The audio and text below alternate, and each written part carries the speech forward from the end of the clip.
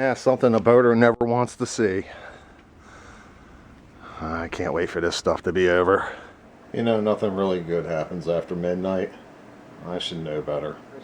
I pop open my email, and I have a message from a friend. And even though I vowed that I was done, I'm not doing any more boats, I'm done. I mean, the time I invest in a boat, I could do a house and make 100 times the money.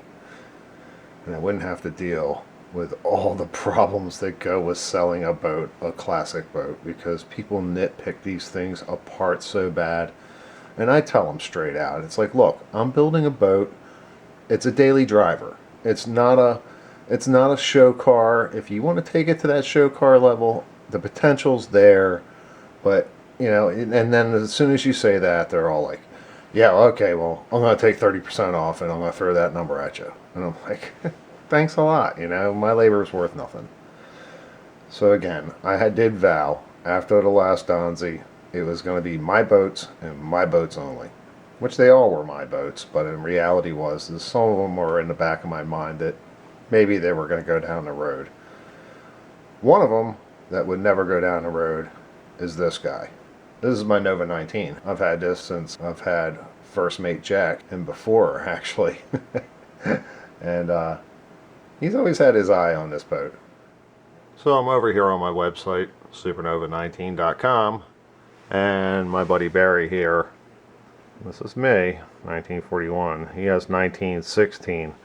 He sent me an email to give him a call, and I give him a call, and he's basically, he doesn't have the storage space that he did before, and he doesn't have room anymore for the 19 that he has, being that he's moved to simpler boats, outboards and such. And so the other day I'm out in the garage and I'm doing some cleanup, getting ready for some spring projects, and I'm taking a look around and I'm thinking to myself, I really need to get the camera out here and get some of these parts up for sale that are just sitting on shelves. And as I kept looking around, I started finding all kinds of things, you know, exhaust tips here, steering bezel there. I mean, it just started stacking up. And I thought to myself, just for a few seconds there, I really just need one more haul to kind of empty out the garage. I mean, like I said, don't think I'm going to be using the parade motors that came out of the race boat. This is one of the leftovers, basically. The other one's in the Beesmeyer. So it's just sitting under a shelf. I mean, I rotate it every couple months or so, but you know, it's just sitting under a shelf. I got like a brand newly rebuilt outdrive sitting there, you know, V8 Volvo drive 270, all ready to go, perfect drive. Looking around, I ain't giving out any secrets yet, but I think I've already located the transom shield, which that's like finding hen's teeth, those things are, and I've seen a couple of them up for sale at the moment, which I'm going to end up jumping on one of those. Yeah, I'm already thinking I've got enough stuff to get this thing going in a project, and I think we're going to create something really special for Special Assistant Jack, and come up with a neat project. But at the same time, I'm not really sure I wanted this project, so we're going to see how it goes. But the first thing I have to do is I have to get it shipped from Missouri to Maryland, and with gas prices spiking through the roof at the moment, that price just jumped through the roof. Knowing the boats like I do, and knowing that there's only so much deterioration that can happen to these things. Yeah, these pictures are from like 2004, and I got them blown up on my screen a little bit, but they're pixelating and falling apart, so you'll have to understand. But yeah, it's a little different. From what I understand, it was John Allmand's boat, one of his personal ones, and they actually had twin 302 Fords in the back with Volvo outdrives. Yeah, that's going to go away. I can't. That's just insane weight for, I don't know, 500 horsepower or somewhere around there, when I can build a 496 that would do that. One thing I also noticed is, just in the pictures that I do have, of course, this is my 19 over here. This is when I had it stripped and repainting and fixing all the holes in the transom and such. But I've noticed how low my outdrive sits. Now these are supposedly, this is a Volvo 270 cutout too. This is actually cut out for a 280, but there's no really difference in the cutout. And look how low this sits down. This is a rounded keel at the bottom, and it sits extremely low. And this guy over here, if you look right here, it's actually almost in line with this chine, which would be this one right here. So that would come across like so. Those motors sit up much higher, and as you can see with the exhaust here, on this one over here, this exhaust is actually almost up to where it touches this spot up here. So we've got a lot of surprises because, as I said, the boat isn't even here yet, and this is going to be a wild adventure with me, and Special Assistant Jack is going to get his hands very dirty on this one because this is going to be his boat, and he needs to know all about it inside and out, upside down.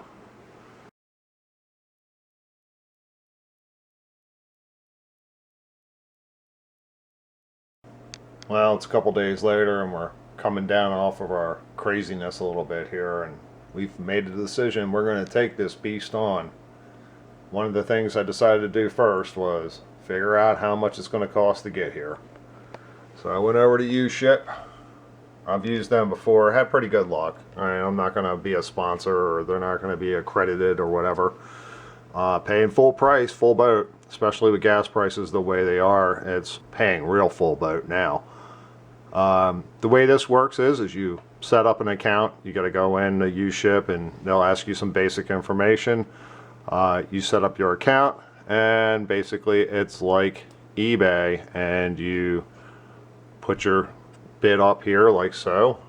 Mine's coming from St. Louis all the way over to Pasadena, Maryland, and you leave it sit out there, or as the crabbers like to say, you let it soak until your auction is up, and then you get to choose on who do you want to take by their ratings and price and all the things that you would want to consider.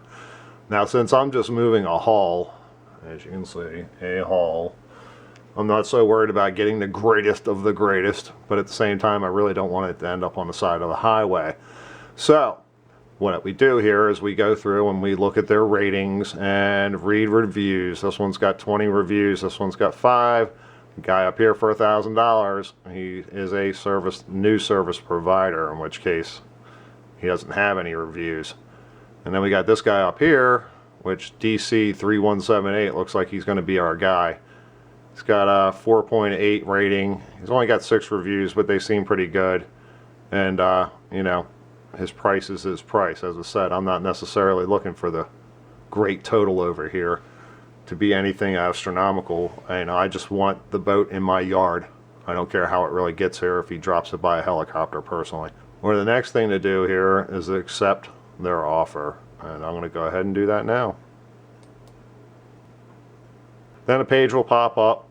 You can decline insurance, or you can include cargo insurance. In this case it would have been $67.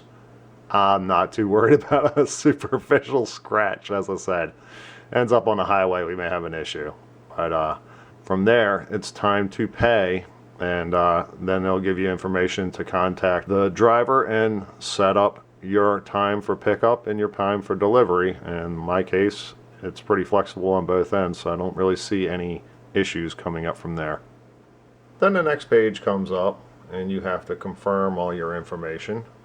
And once you put in your payment information, because they require payment in full up front, so technically you're paying up front the whole total, even though the driver is only going to see a percentage of that until the delivery is actually brought to you and you sign off on it and accepting the delivery, in which case then you will release the other part of the payment. And before your payment, you go over everything and you make sure everything is there and right and what you expected and what they expected.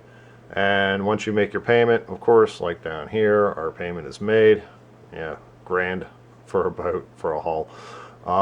Still got a little legwork to do with the guy who has the boat itself. I want to make sure I'm not trying to inconvenience him in any way possible, since he's basically giving me the hull, before I call my driver with any, you know, logistics on timing he can pick it up and do such thing. But it's a done deal now. It's pretty much just getting these two together to pick it up, and then they can just bring it here at will. We've been in contact back and forth with the guy who's got the boat and our shipper, and we got our shipper in touch with the guy that has the boat, and they've made an arrangement to actually pick it up just a couple hours ago. I'm shocked. I mean, I was thinking a couple days from now.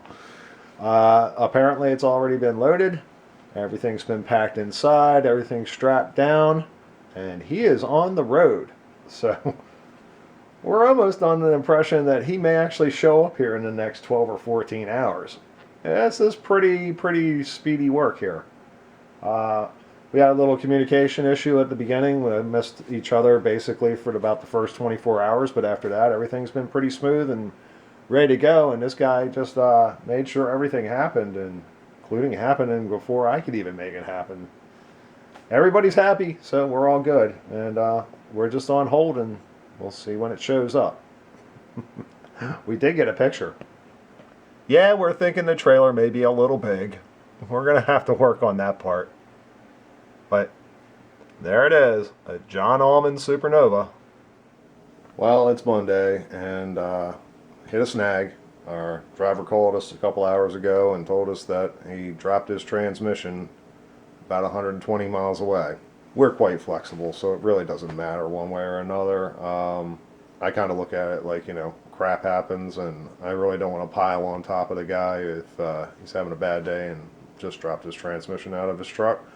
So, and we're quite, as I said, we're quite flexible. We are in no big hurry to do anything anyway, so he got the greatest customer he probably ever could have in this situation. So we're on hold at the moment. We're waiting on a phone call to find out what happens next. Well, I just wanted to take a look at the yard one last time before I have another project say right there. It's Tuesday, a little bit before 1 o'clock. Our delivery's due at 1. Guy went ahead and rented the U-Haul to drag it down here. I guess his truck's still being serviced, so yeah, it's just a matter of time now. Well, looks like we got an arrival.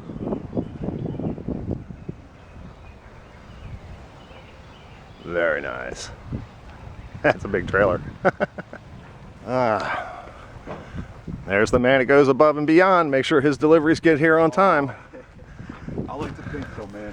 Hey, you tried, you succeeded. You did well. You did well. All right, and here she is in all its glory. Look at Jack's face. He looks disappointed. I got a greenhouse in there already. Ah, greenhouse? I told him to throw some green in it to make it a little easier for you, but I don't think that's the wrong green. John Allmand, man. Yeah, man. We started off on the wrong foot, but we'll see. We've gone ahead and received our shipment, and we are down here checking out our email, and of course we had our pickup was confirmed, of course, and we just got a delivery confirmed from UShip, in which case you're going to find that it has a button to release the payment, and we've gone ahead and clicked on that, and this page will come up, and it's got all our information there, and one last little button up here, release payment,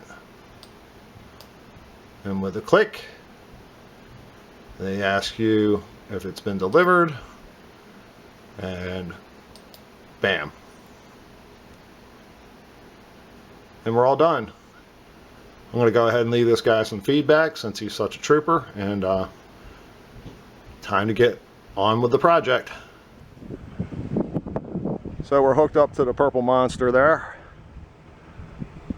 Yeah, it's a project, that's for sure.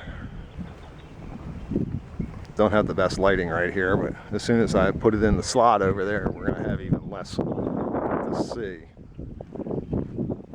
Twin out drives. Looks like it's already had a transom installed at one point, because that's not that ironwood that's in my boat. I mean, I know that for a fact. That's some sort of ply there, so this will be a third time around for a transom for it. It's missing some inner liner. It's missing some everything.